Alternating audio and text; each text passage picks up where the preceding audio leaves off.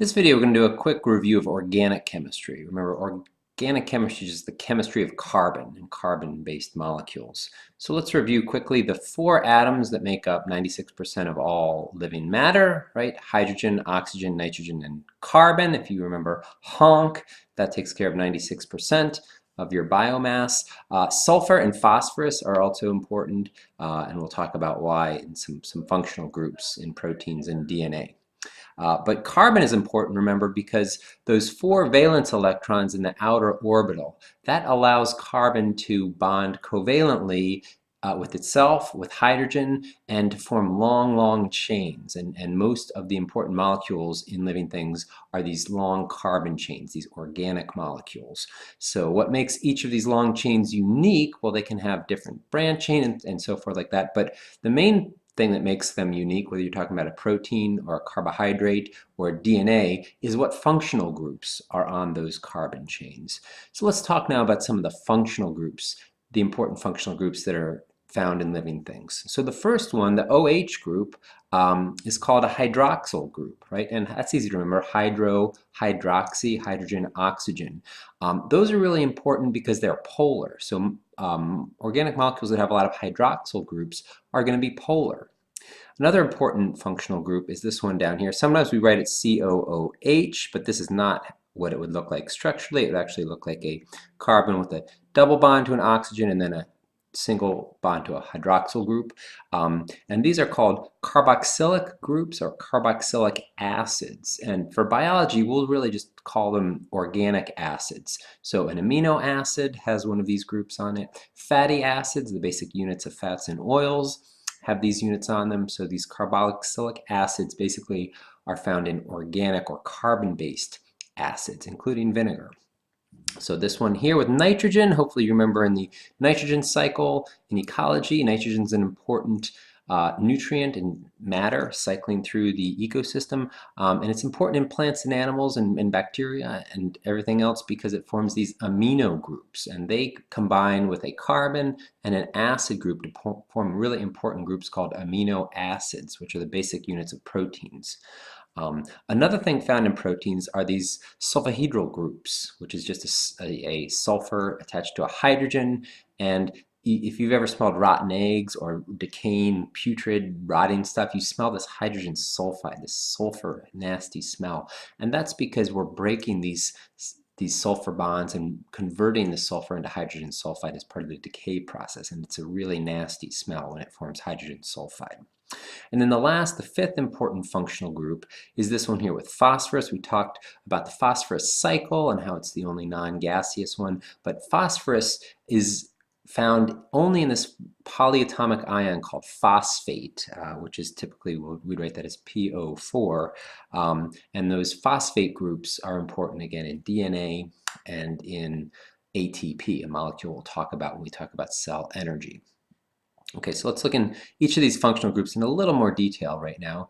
So the hydroxyl group, glucose, blood sugar, right? It's got 5 hydroxyl groups on it, right?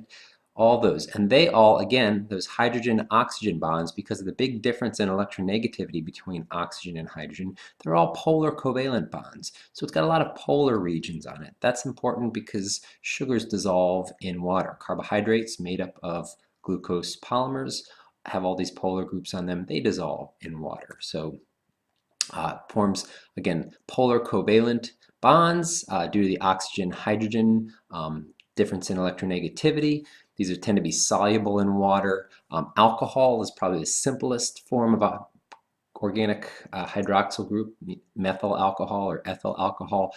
But in terms of living things, the most important molecules are these sugars that have, again, these sort of 6 carbon base with a lot of hydroxyl groups on them and hydrogens on them, and are sort of simple and quick energy source for most plants and animals.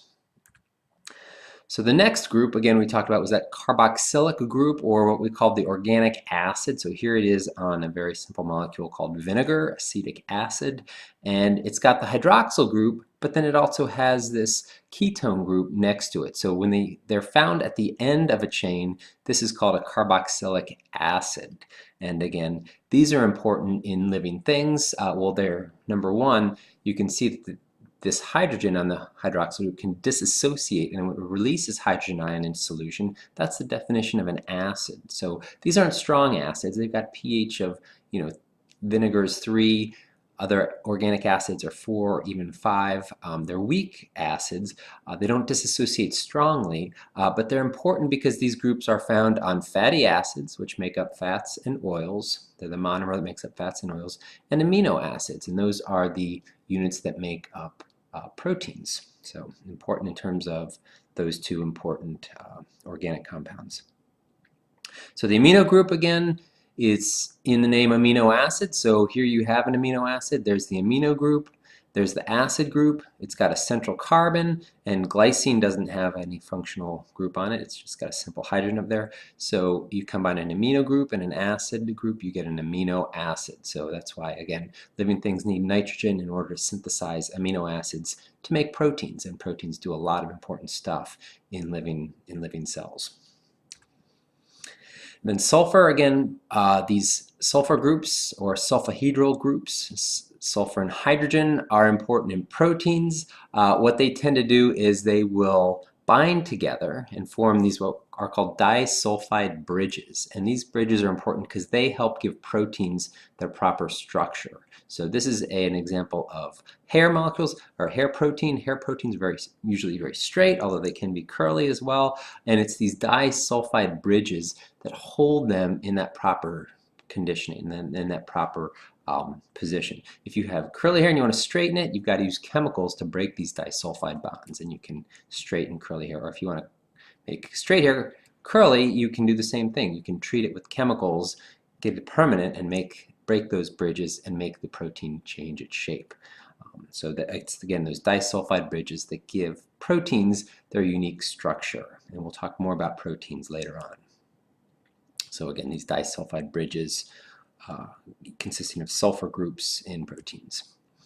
Then the phosphate groups, the last one, again, this is the molecule ATP. Notice it's got 3 phosphate groups attached to another group called adenosine triphosphate.